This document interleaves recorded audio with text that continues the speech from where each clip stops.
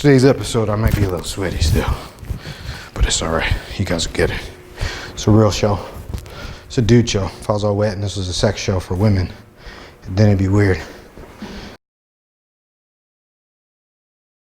Hey, what's up, guys? Like I said, today was going to be the day of the first episode of Champion TV, The Awakening. So today's episode is going to be about my experience in my own awakening.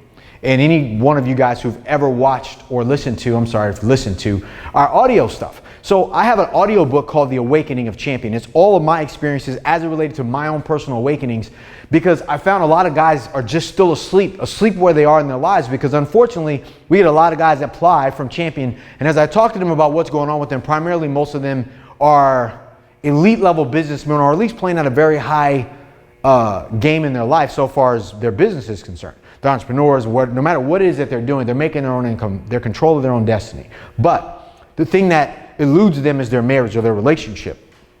I was the same way. So at some point I thought that my marriage could be saved by my business. So the more money that I made, I thought that was going to be the catalyst to change in my business, not realizing ultimately that it was really on me.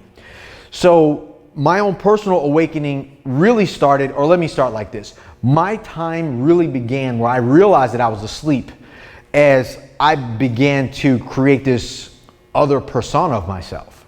And I remember specifically standing in the kitchen, slamming the kitchen cabinet, telling my wife Sharon, you know what, then you be responsible for our marriage. You be responsible for our connection, because I've tried to do everything that I knew how to do.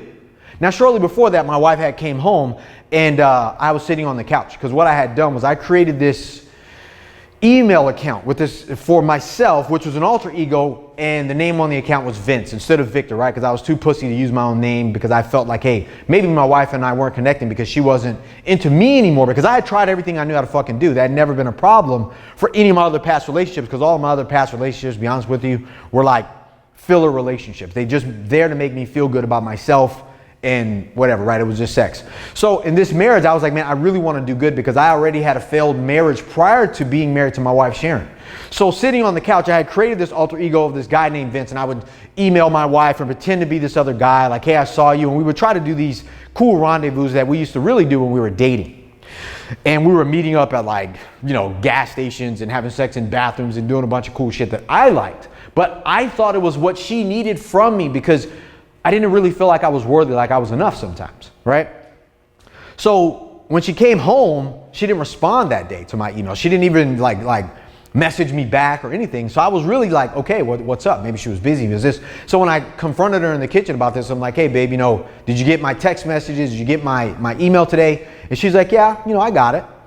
And I'm like, all right, like, what's up? She's like, you know, I don't need that from you. Like, that doesn't excite me. And she just kind of went on to doing the shit that she was doing. And I was so mad. Okay, let me rephrase that. I was so fucking hurt and embarrassed about stooping so low. Like, I was the man before that. Like, females that I mess with, or the women that I was with, were attracted to me. I didn't have to work that fucking hard. But now I was in a marriage or a relationship where I said that I was going to do all the things that I didn't do in all those relationships prior to mine that failed, or they were just relationships that were just filler relationships. So I really wanted this shit to work. I didn't want to have another failed marriage on my fucking resume as a man, right? So it didn't work. I slammed that fucking cabinet, and I was like, then you be in charge of our marriage again. You be in charge of our relationship, because I'm not going to run back and forth and do this shit with you. And she was like, fine. And she walked out of the kitchen, and I walked back into the living room, and I'll be honest, man, I was damn near in fucking tears, because I was finally at the part where I didn't know what to do. And that ensued, I would say maybe 2.5 years afterwards, maybe a year after that, of me reaching out to her and really wanting to have a connection with her, but just kind of leaving it up to her. I used to try to reach out for a hand when we're driving the car. I used to try to reach over when we're in the bed and try to be intimate, because we still had sex. We still had a basic relationship, but it wasn't the marriage that I wanted. It wasn't this on fire, I want to have sex all the time. I want to connect with you all the time. I want to hold hands. I make money. I'm a fucking badass out there in the marketplace. I want to go off and do shit. I want to really spend time. At least the way that I thought marriages were supposed to be when you were fucking successful, right? So, lead into maybe a year of what I say me not feeling worthy, me not feeling appreciated at home, me not feeling like I was getting the attention that I wanted. Not as a husband, not as a dad, because we had kids, but as a man. And I had an affair. And that affair went on for a couple years.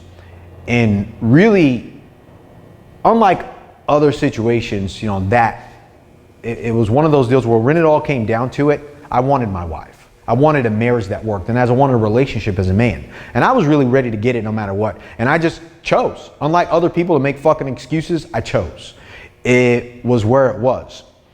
And during this time, I'll be honest, man, for the first time in a long time, I was happy. Not because of the affair, not because of my marriage, but it was because I realized that I was worthy of the attention that I was seeking no matter how I got it. And if it wasn't my wife, if it wasn't someone else, I didn't need someone else to make me feel more like a man. And it really came through this lesson that I had of the ups and downs and being tired of lying and hiding and doing all this other stuff. And I just got tired of it. I really did. So fast forward to my wife and I's wedding anniversary, where we were sitting at this restaurant called 53 by the Sea, where I had actually told my wife prior to this coming up, you know, so we spent maybe a year and a half rebuilding our relationship, rebuilding our conversation. And we went to church, we went to marriage counseling, we went to all this stuff. None of that shit fucking worked, because I had already settled in my mind that the relationship that I wanted, I was gonna fucking have it hell or high water. I didn't want the lessons of lack of communication. I didn't want the lessons of to go read this scripture. I wanted some shit that was truly gonna work for me, my life, my marriage, or me as a man, so I can move on, because whenever I reached out for help from someone else, they were never able to provide it for me.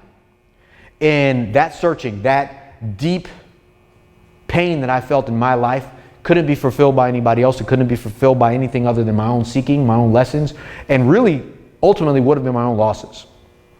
So a couple of years later, when my wife and I had worked through all that stuff, I had that conversation with my wife about what was going on with us, and I told her what happened, and man, it was a fucking shitstorm. I'll be honest with you. Like, it was one of the toughest things that my wife and I ever had to go through. And a lot of guys, maybe you never went through that shit. Maybe you did, I don't know. I don't know whether it worked out for you, but this is my story and where I was in my life so far as where I, like I said, where I had to wake up, where I couldn't go back the other way. The moment in the kitchen when I realized that I belittled myself to just get love and attention from a woman that I love so much that I just want to make my marriage work, it was the wake-up call for me to realize, like, dude, what are you gonna fucking do? You can no longer be this way. Now, the journey that I went on to get to the end game of sitting at the table with my wife at this restaurant, like I said, on our wedding anniversary a couple of years later, after I went through all this stuff, and we were really rebuilding our relationship, holding hands for the first time, being in love for the first time, and we talked about what we were going to do in the future, because divorce was off the table, recovery and rebuilding was on the table, and then it was like, okay, what are we going to do? And one of the questions my wife asked me, which I thought was the most important pivotal point of our marriage, was she was like, how do I know that this won't happen again? And I was like, because you aren't in charge anymore. Because for the first time in my marriage, years, it wasn't this emotional roller coaster of ups and downs when nobody was fucking at the helm of the ship. It was going to be me. And while I love my wife and we are equal as a couple, at the time, nobody was there. So it was our ability to be able to sit down at the table after all of that shit was going on. Because like I said, this is my story. In our marriage, we have other stories that go along with my wife's story and where she was, and my story and where I were. How we were never really on the same page at the same time. We were always chasing and moving away. It was our opportunity to take the mask off as a man and take the mask off as a woman, lay them on the table at the restaurant where we were having our anniversary dinner. And maybe before that, we had been married about 10 years. And for the first time, I saw my wife. And hopefully for the first time, she saw me. But when I saw her as a wife, I saw her as a woman. When she saw me as a husband, she saw me as a man. Not as a mother of my children, not as a wife of my children, but, I hope I said that right.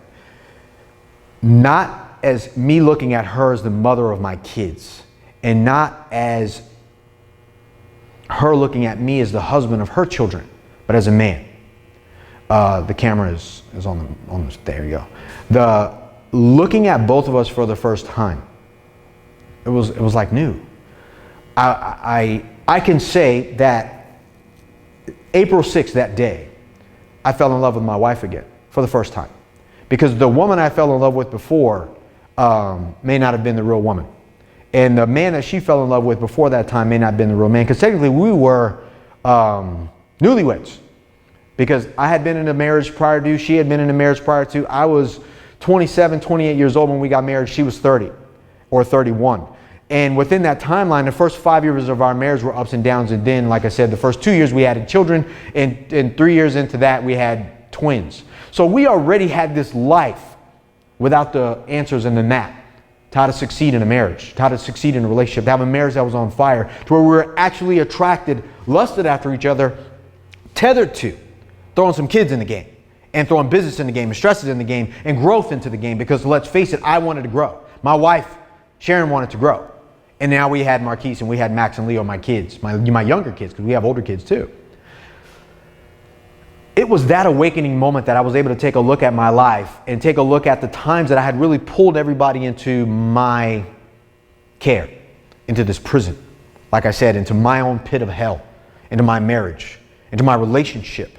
In a time where I wouldn't take a stand for it, I actually just basically set up shop in my own pit of hell. I hung pictures and I made shit okay, and I numbed out all the pain for years. And then I went off and I did the drastic thing, which was numb the pain rather than focus on what I really need to do by going to go get someone else, rather than just deal with the someone that was already in my life. Right? Now, it doesn't make me right. It's my fucking choice. You see, unfortunately, when we go to places like this, especially for men in today's world, a man that's in this situation will hide these things because they feel wrong. Because where do you go? Do you go to church? Do you go to marriage counseling? Do you go to seminars? You can't even really talk to your fucking friends because your friends aren't really there to support you and say, dude, what are you fucking doing? A lot of times your friends will support you in the bad activities rather than make you focus on the real problem. And what is the real problem?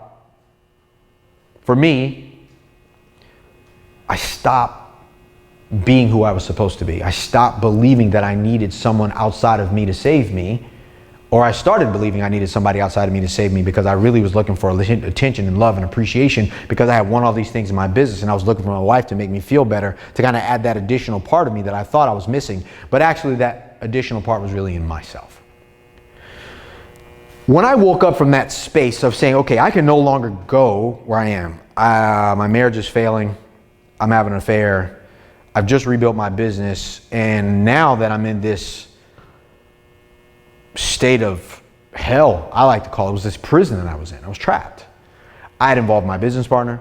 I had involved my tenants because we own commercial property. I had involved all the people that were relying on me as it related to our, coaching facility, getting their careers. Because let's face it, what does divorce usually end with? Your wife taking half your shit, and rightly so. So in those moments, I really pulled a lot of other people into that pit of hell where I was. Business partners, a lot of money was on the fucking table. My properties, my tenants, my responsibilities, my kids. All of the things that I had built up until that time, even though I had lost them, rebuilt them, now the thing that was most important to me, which was my home, was now under scrutiny because of the pressure that it goes with me being a man. And I didn't have any place else to go and other men to talk to be able to kind of guide me or where I wanted to go. Now, during that time, I kind of led myself down my own path to rebuilding myself. So that path, ultimately, which is what we call now the champion's way to winning it all in life, really turned into my own power, me living from my own strength instead of weakness and obligation for other people, like finding me, my own strength in that.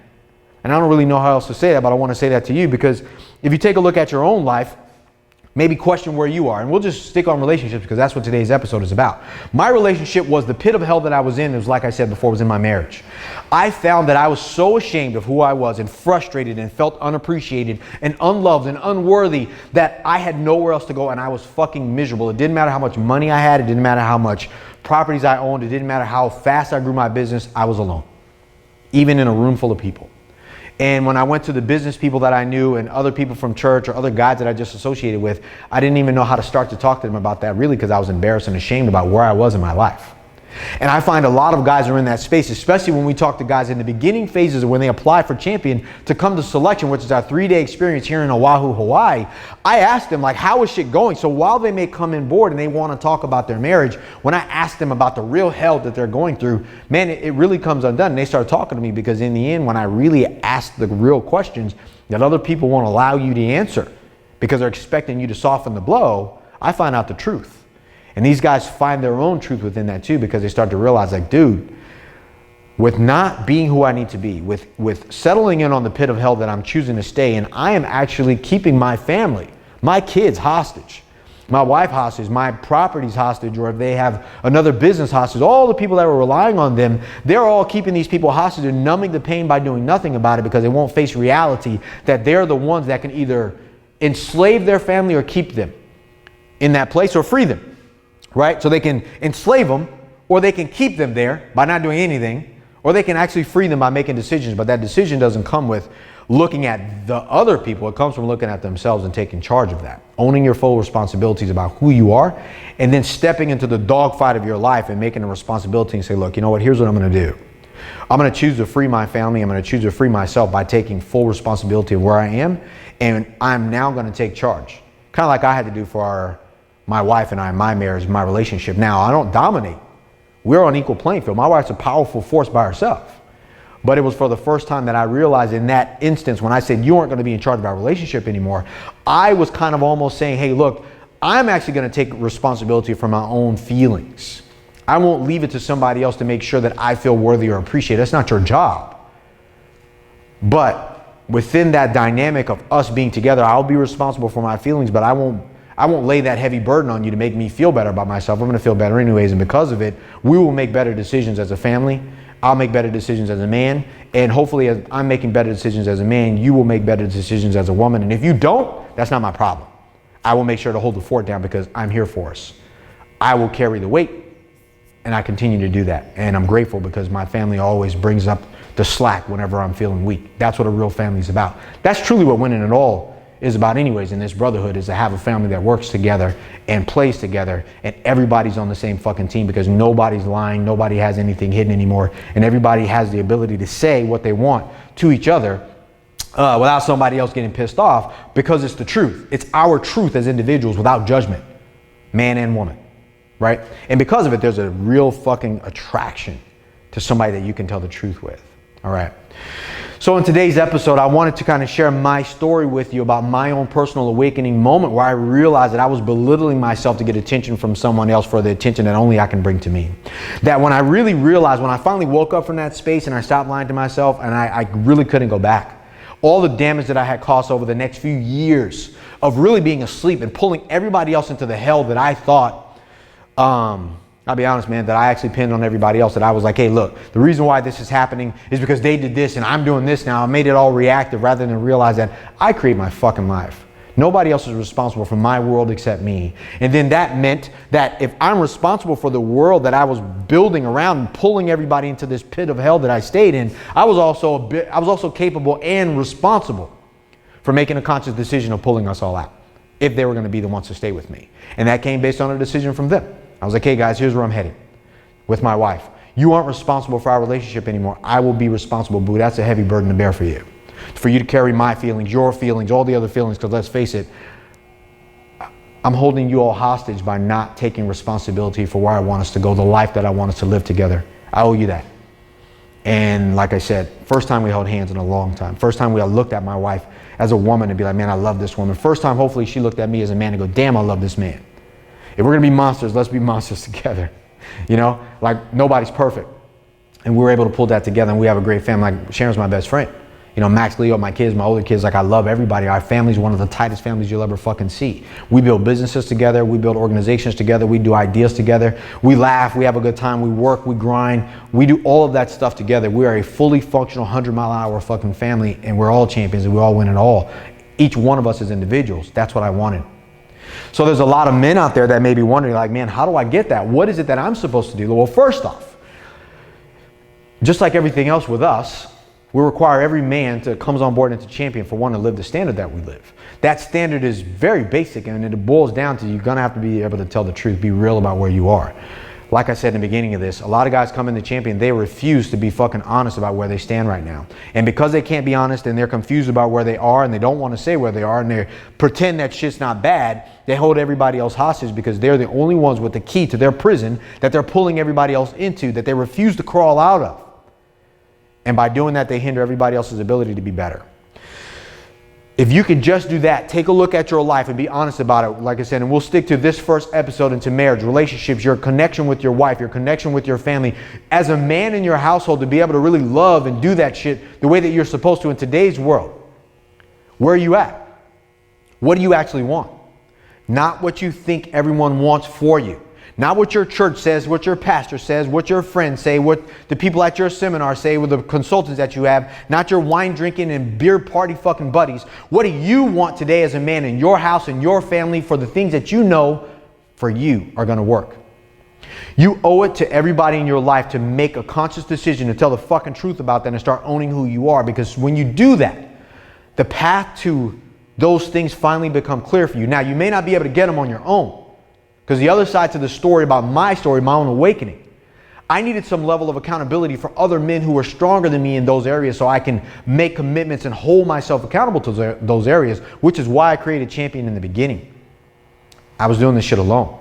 And maybe that's where you are. So while one area of this thing is to be real about where you are so you know where you want to go, and you can tell yourself the fucking truth, so you can finally find your own power, your own strength, the next phase is to not fight that battle alone. And maybe it's like this. Maybe that you're watching this episode of Champion and Champion Army and Champion TV, and this episode of The Awakening, episode number 1, this message resonates with you. Maybe my story resonates with you. Maybe you've had a similar story. Maybe it's nowhere fucking near. Maybe you and your wife and your kids and you guys have a great fucking relationship, and now good is no longer good for you and good has become bad and you want to be great.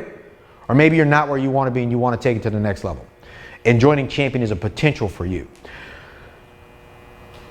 Well, I was going to say fill out the application, but go to applyforchampion.com. Applyforchampion.com and fill out the application there. And we will set up some time for you to talk to myself or somebody on my team. Find out where you are. We're going to ask some fucking real questions, get to the truth of the matter of where you want to be, and find out whether inviting you into this Champion Army with the guys that are going to be coming to attend our 3-day live event here on Oahu, Hawaii called Selection is going to be a fit for you. I would love to have you here, but I'll be honest with you, it's not for everybody. It's only for guys who want to go to the next level, or they're willing to stop lying about where they are, start telling the truth, and start living what we call the Champion's way. And that's a way of winning it all in this lifestyle, with your family, with your business, with your body and your being, all the areas that's important to us in this organization, in this brotherhood. Now, if that's you, great. Go to applyforchampion.com and I'll get you squared away and we'll line you all up, and there's some free training for you in there too, so you can really get a handle on what's what. But if not, I totally get it. Get somebody else to fucking help you, because it's not worth losing your family over. If you're going to stay in this situation, you're going to lose them, I promise you. You're the only person that can free your family instead of holding them hostage. Fucking do something. All right. So thank you for staying tuned to Champion TV. This is episode number 1, which is the very first one. It was called The Awakening. It was my personal awakening as it related to my relationship and how I had to turn shit around, creating the roadmap that we call right now the Champion's Way, and living by this standard, which is the Champion Standards, which is something that I teach from all of my guys that come in and champion. And I would love to teach it to you, because realistically, I would love to help you free your family from the place that you have them in, or free your business from the place that you have them in. But I'll be honest with you, man, it all starts with you. No one's coming to fucking save you. And if you're going to do that, you're going to have to put in the fucking work. And that's what Champion is about here.